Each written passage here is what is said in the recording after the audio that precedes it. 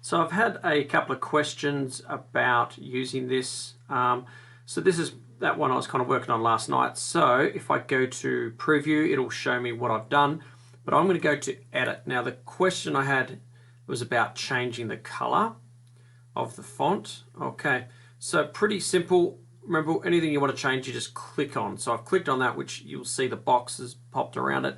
So it's selected that.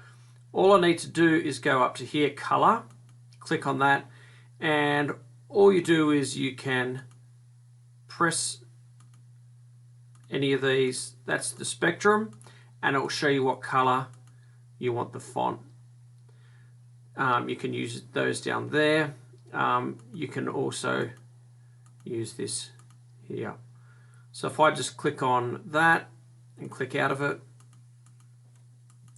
oops, I'll highlight it first, and let's say we'll go with that color, and there it is. Click on it, highlight it, and I want to change the color. Green, yep, I'm liking that. Click out of there, now it's green. Remember pictures, when you click on it now it's selected that, so you can just drag, click and drag for the size of it. You can move it around. So I've just got the left click down, and I can move it around. So Lighthouse, I don't want to get that in there. So I've just clicked it, but then I go up here to replace. And if I just wanted to use that shape, there we go. And I'm sure if I click on that, I can change the color of that. So if I click on that, there's the color, and I think actually I want, there we go there.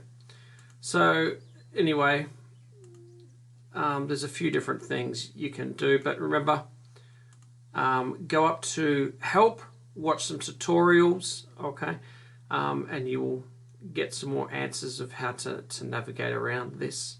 Okay, thank you.